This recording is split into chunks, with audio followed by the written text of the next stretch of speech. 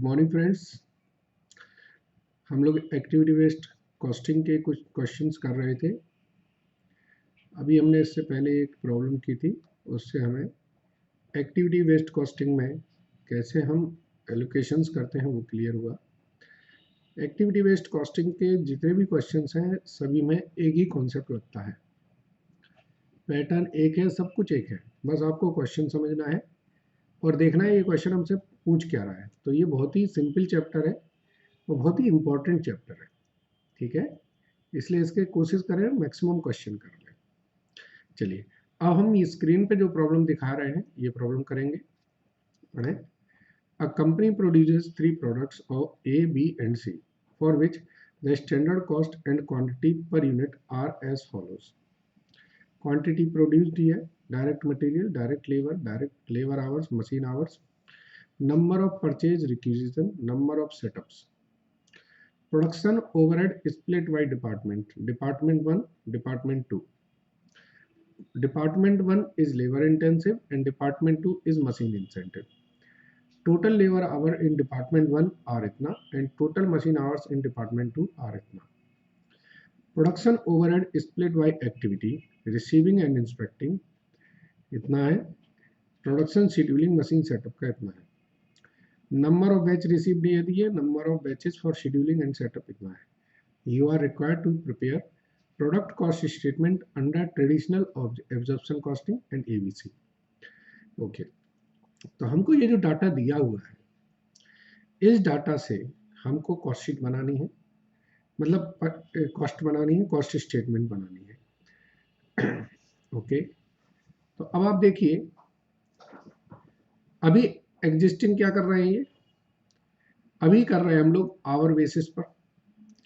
तो इनके पास 2 डिपार्टमेंट है, एक डिपार्टमेंट का खर्चा 11 लाख रुपए है और एक डिपार्टमेंट का खर्चा 15 लाख रुपए है, तो रिकवरी रेट निकल आएगा इससे। ओके, दूसरे जब उसको हम, ये डिपार्टमेंट वाइज है, जब हम उसको एक्टिविटी वाइज कर देते हैं तो एक्टिविटी वाइज हमारा ये रह जाता है कि रिसीविंग इंस्पेक्टिंग है और प्रोडक्शन सेटअप है। 26 लाख देखिए, दोनों का टोटल 26 लाख है, इसका भी टोटल 26 लाख है, 11 और 15 और 14 12 26 लाख है, क्योंकि ओवरहेड की अमाउंट थोड़ी बदल जाएगी, सिर्फ क्लासिफिकेशन बदल जाएगा। तो कैसे करेंगे देखें, समझें इसको। सबसे पहले हम बनाएंगे statement of cost under traditional system.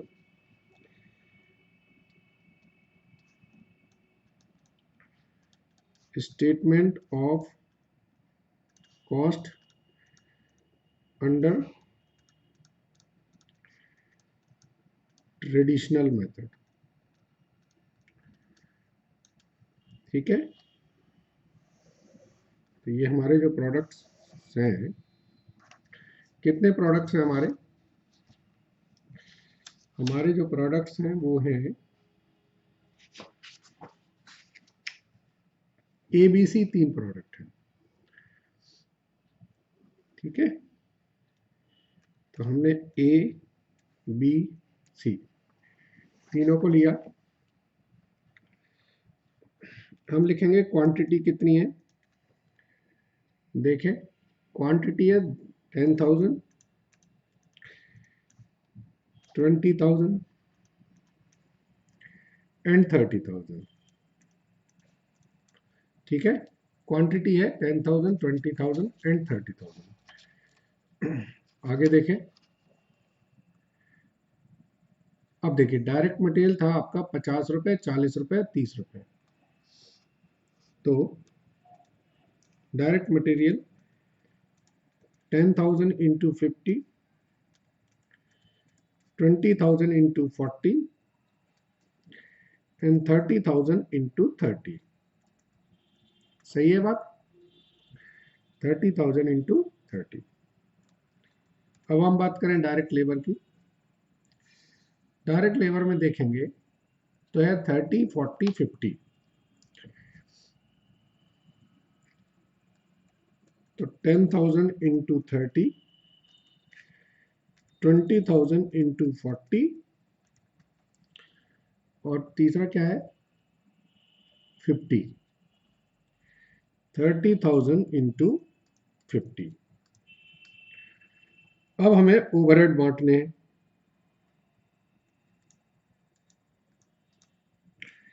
तो ओवरहेड जो बटेंगे, दो डिपार्टमेंट है, एक डिपार्टमेंट 1 है और एक डिपार्टमेंट 2 है।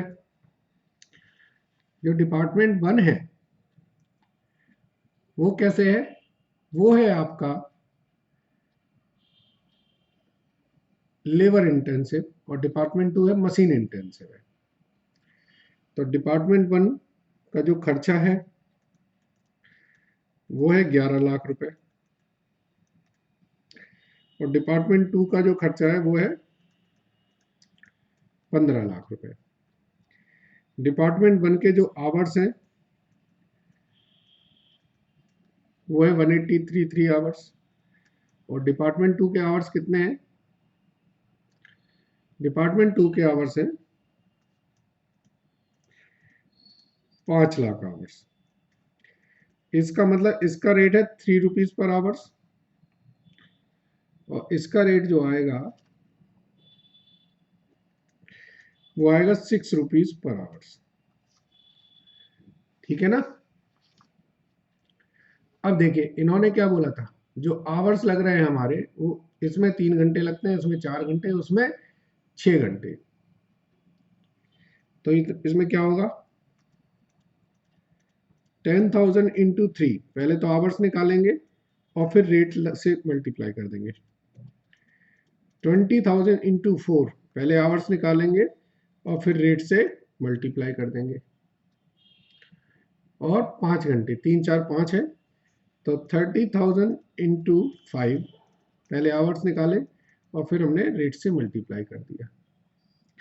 ऐसे ही दूसरे के आवर्स देख लें क्या है, 4 4 7, तो 4 4 7 करेंगे तो 10,000 इंटू 4 इंटू 3, 20,000 इंटू 4 इंटू 3 और 30,000 इंटू 7 इंटू 3। ठीक है? 10,000 into 4 into 3, 20,000 into 4 into 3, 30,000 into 7 into 3। अब आप देखें number of purchase requisition, number of setups. Number of purchase requisition कितना है? 1200, 1800 and 2000। And number of setups कितना है? 240, 260 एंड 300। ये दोनों जो है वो एक्टिविटी बेस्ड कॉस्टिंग के लिए ही, यहाँ इसके लिए नहीं है। ठीक है? बस अब हम इनकी कैलकुलेशंस करेंगे और इस कैलकुलेशन के बाद इसका हम आंसर निकालेंगे। इसकी वैल्यू कितनी होगी? 5 लाख। इसकी वैल्यू कितनी होगी? 3 लाख। इसकी वैल्यू कितनी होगी? 1,80,000। और इसकी वैल्यू कितनी होगी? 1,20,000। टोटल वैल्यू कितनी हो गई? 11 लाख। इसकी वैल्यू कितनी है? 8 लाख। 8 लाख।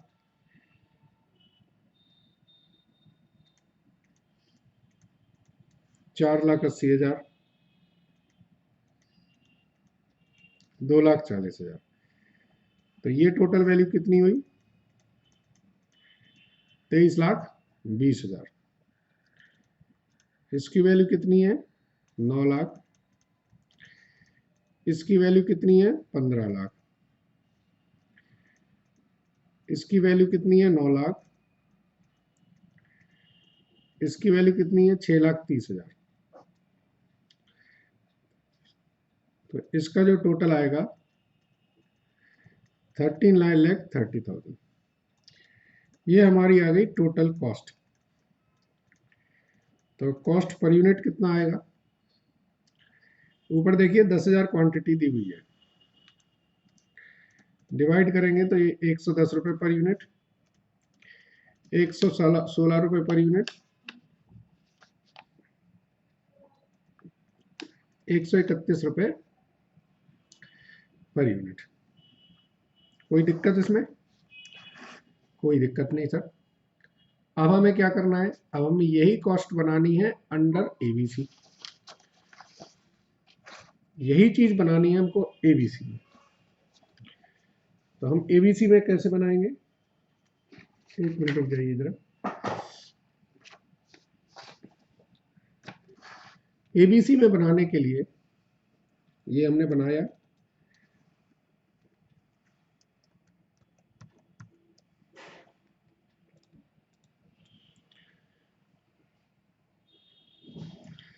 अब हम बनाएंगे statement of cost under activity based costing. Format यही रहेगा, हम पहले लिखेंगे क्वांटिटी, 3 प्रोडक्ट्स हैं हमारे ए बी सी,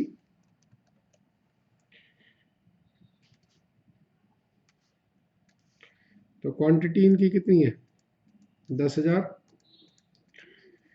20,000, 30,000।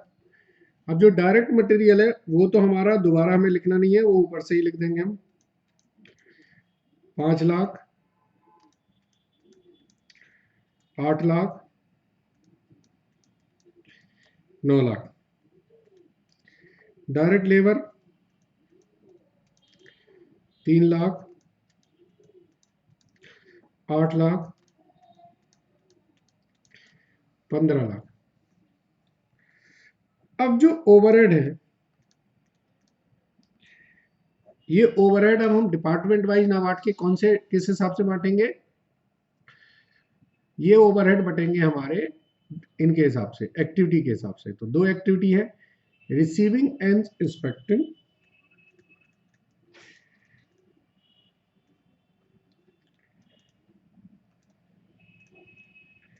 और दूसरी है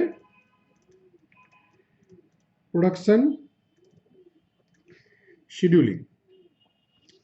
रिसीविंग एंड इंस्पेक्टिंग है और प्रोडक्शन शेड्यूलिंग है। अब देखिए क्या है, इसके लिए मुझे चाहिए कि इनके रेट क्या होंगे, तो इसके लिए मुझे बनाना पड़ेगा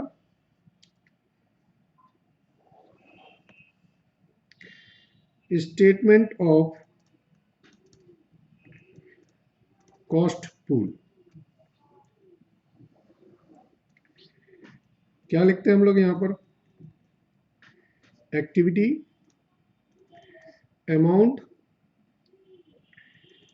कॉस्ट ड्राइवर, या इसको ये भी लिख सकते हैं हम लोग, बेसिस क्या है, number of cost driver, cost per cost driver. इसको हम डिफरेंट डिफरेंट नाम से जानते हैं। तो 2 एक्टिविटीज हैं, receiving end inspecting and production scheduling. इसका खर्चा कितना है, इसका खर्चा है 14 लाख, और इसका खर्चा है 12 लाख। बेसिस क्या लिया हमने, बेसिस होगा नंबर ऑफ परचेज रिक्विजन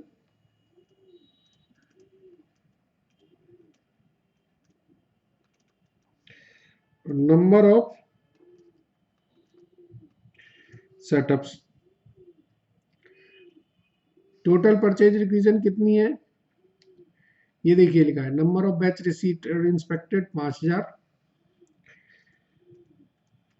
और नंबर ऑफ सेटअप है आपके 800। तो यह है 200 रुपीज पर बैच, और ये आया हमारा 1500 rupees per setup. Number of purchase requisition और रिसीव्ड ऑब्लिक इंस्पेक्टेड, जो बैच हमारे रिसीव्ड हुए, इंस्पेक्टेड हुए उनके लिए। तो ऊपर देखिए कुछ लिखा हुआ है,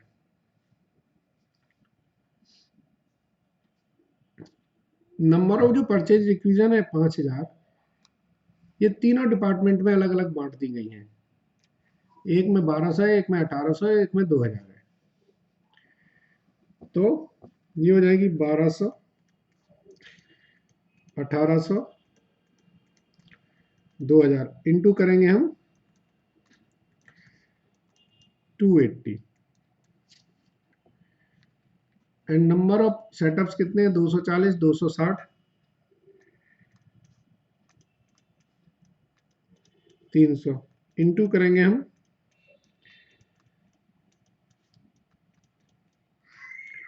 1500। ठीक है ना। जरा इनकी कैलकुलेशन और देख लें। इसको 1500 से करेंगे तो इसका टोटल आएगा 3,60,000 और इसका टोटल आएगा 3,36,000। इसका टोटल आएगा 5,04,000। इसका टोटल आएगा 3,90,000। इसका टोटल आएगा 5,60,000। इसका टोटल आएगा 4,50,000। टोटल करें तो टोटल आएगा 14,96,000। इसका टोटल आएगा 24,94,000 और इसका टोटल आएगा 34,10,000। कॉस्ट पर यूनिट निकालें एबीसी की 149.6, 249 नहीं 249 नहीं, डिवाइडेड बाई 20,000 होगा तो 124.7 और इसका आएगा 114। कॉस्ट पर यूनिट एब्जॉर्प्शन के हिसाब से क्या थी? एब्जॉर्प्शन के हिसाब से इसकी कॉस्टिंग थी 110 रुपये, इसकी कॉस्टिंग थी 116 रुपये और इसकी कॉस्टिंग थी 131। इसका मतलब क्या है?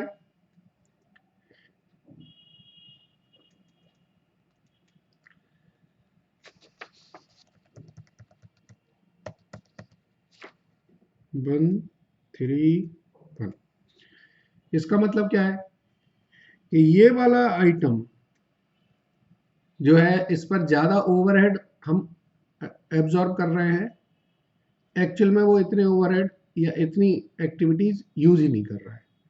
और ये आइटम जो सबसे ज़्यादा एक्टिविटी यूज कर रहा है उस पर हम ट्रेडिशनल में ओवरहेड चार्ज ही नहीं कर रहे हैं। क्लियर? तो ये इस स्टेप से है, थोड़ा मैंने एक ही पेज में करने के लिए थोड़ा छोटा छोटा किया है, आप लोग इसको एक्सपेंड कर सकते हैं। ए अलग पेज पे कर सकते हैं, बी अलग पेज पे कर सकते हैं। ठीक है, आई थिंक सो क्लियर है। चलिए, थैंक यू, गुड डे।